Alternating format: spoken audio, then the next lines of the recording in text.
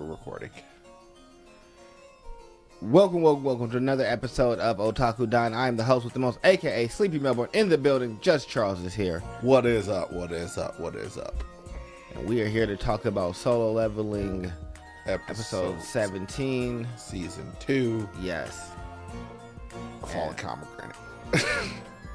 That's not the name of the episode. No, this episode we have Jinwoo showing what he's made of, really. What it pretty much comes down to, this is the first time that someone has actually seen Jinwoo fight. Yeah, but I also think that this is the first time, we get a good representation of how strong he is. So he's the strongest S ranker currently. Because you also have to understand, this is also the first time of us seeing him fight post the end of the tower. And as my friend here has articulated, the series ad nauseum is not necessarily always super great at telling you what the heck is going on. Like, what are the odds that you actually understand what the heck that invisible hand was that grabbed that chain? If you didn't already know, you'd be like, well, where'd that giant invisible hand come from? Well, he has an ability that allows him to, grab things from range. God. They had it happen a little differently in this one, where in the manhwa, he beat him and he used his fist, but he just turns his fist into I'm gonna punch you, and then starts throwing hands for real. And I think that's much better than this one, where he was more ingenuitive and was like, all right, I'm gonna use my ruler's touch to make a giant hand and grab this giant chain. The other one, he used ruler's hand and then just jumped in the air and socked dude in the jaw. It was keep it simple. That if the daggers won't work, I'll use my hand and begin to beat him up. So yeah, he kept it very simple inside of the manga. Yep.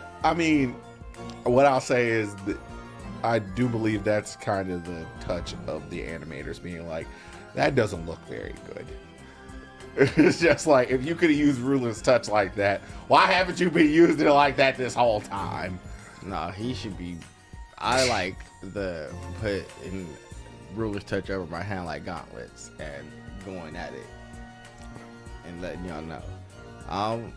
We do see Callan, who eventually gets turned into Tusk, demonstrate his his high orc powers. He is a high orc. Curse. Well, they're all high orcs. Well, he's a higher curses. And you got this higher orc shaman that they pretty much throw down against. Yes, and he knows how to do all these different curses.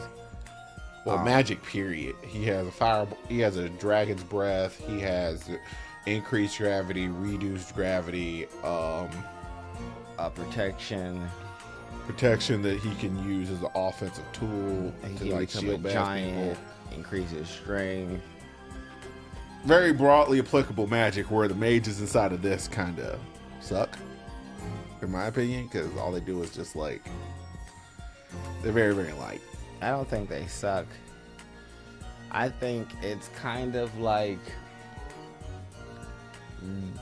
very first time that you got D&D, before it got all the unique classes, when it first came out.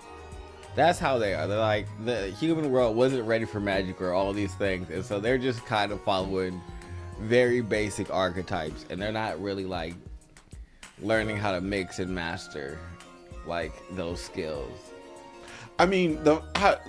Because we're following Jinwoo, we actually don't know the rest of the way it works for a normal hunter, what they actually get and what they're capable of.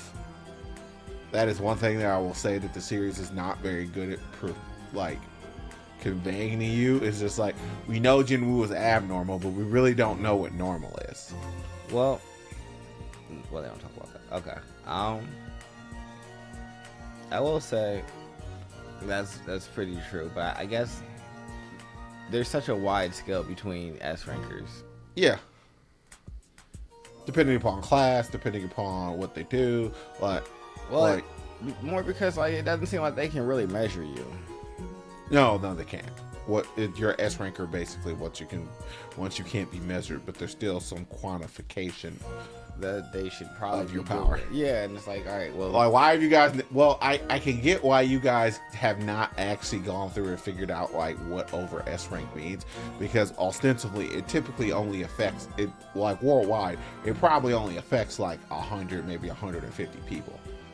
So like breaking down, advancing technology, and doing all this stuff to ultimately figure out 150 people, probably not super worthwhile, or not the most effective use of your time. Not at all. We do also get to see the Jinwoo hater, someone who was mad that he was super good at mining, talking about what kind of sketchy stuff did he do. I knew he was sketchy. I know. I find it funny how literally no one is paying attention to that dude. It's just like the foreman got it, and they were just like, blah blah blah blah blah blah blah. Oh, just ignore him. A ranker from the Hunter Association just continues talking to the foreman and treats him like he doesn't. The one thing I am confused about with the manhwa and the anime, especially the way the anime shows it.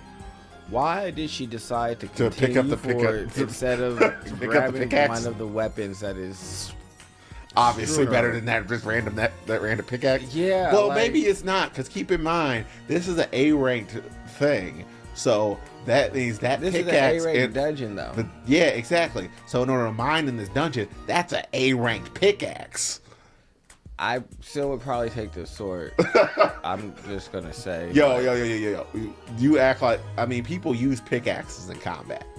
I understand, but if I have the option, you will pick up the sword. A nice giant broadsword, or some of those shorter ones. Oh, she's a finesse fighter. But if I have some shorter ones, I'm not using the pickaxe. Still. I mean, it just doesn't make sense.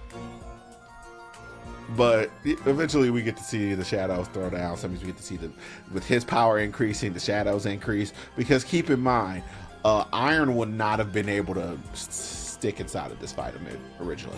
But now he can. Like all the shadows, they appear to be stronger as Jinwoo gets stronger. And then we eventually get to fighting Orky McOrkface or Tusk. Yeah. I mean, as I said last time, everybody here is just eventual summons, and that's how I view them all. Hey, look, it's eventual summon Orc 5. Pretty much, because they fight, like we said in the beginning. Jinwoo eventually takes him down with a chain wrapped around him to get him back down to the ground. He shrinks back in size, and they just proceed to jump him, basically. Yeah, it just don't work. And like, what do you think about the episode overall? I understand, like, content wise, there's not a whole lot to talk about. I mean, some of the members inside of the group get to know that Jinwoo was an S ranker prior to this. Then the S ranker from the Hunter Guild, the Vice Guild Master from the Hunter Guild, also gets to kind of see what Jinwoo is about. And that kind of gives the Hunter Guild a bit of an inside route to understanding how powerful Jinwoo is in comparison to everybody else, which is ultimately kind of inconsequential. Yeah, I mean, I would say that it was decent. I like some of the portrayals. I dislike some of the other ones. But overall, I think it was a good episode that stayed pretty true to pace. It's pretty much what happened. As soon as it was over, the association hopped in front and was like, nope, no talking to Jin. Why are you guys We're taking him out of here. We'll see y'all later. And then they see it on the news. Oh, the only other funny thing is Orc figuring out that he can summon mana potions. Like, look. Yeah, your entire strategy doesn't work. Yeah. I'm going to just keep summoning people and attacking you. In infinitesimal amounts. Well. And so he brings his high orcs back, and yeah, that is how the battle goes. Jinwoo dominates Tusk. I know he has another name, but That's just like Jin Woo. That name was too long, and I forgot. Sorry, buddy. Your name is Tusk. That's what I should have named you, Diablo. But alrighty. Well, this has been Otaku Time. yes, make sure you guys like, subscribe, and comment. Hello. Goodbye.